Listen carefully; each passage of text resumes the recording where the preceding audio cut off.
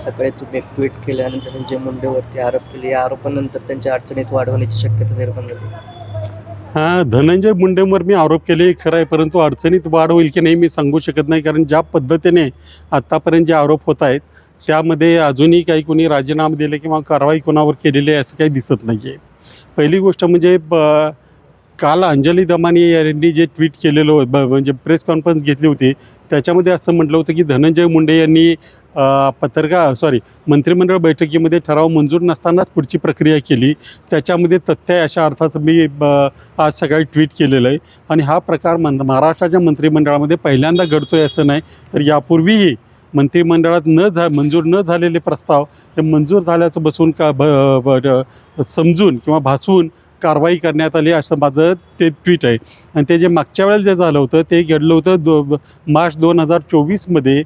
ॲम्ब्युलन्सचा ठराव हा 13 मार्च 2024च्या बैठकीत मंजूर झालेला नसताना 15 मार्चला त्याचं कार्यारंभ आदेश काढण्यात आला आणि त्याच्यामध्ये मात्र 13 मार्चला तो ठराव मंजूर झाला आहे असं दाखवण्यात आलं.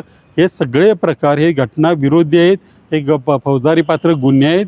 आणि याच्यात माझा दुसरा आक्षेप असा आहे की याच्यासाठी सामाजिक कार्यकर्त्यांनी कारवाई करण्याची गरज काय पडते किंवा मागणी करायची गरज काय पडते. जे अधिकारी आहेत, जे मंत्री आहेत त्यांनी याच्यामध्ये कारवाई केल्या पाहिजेत.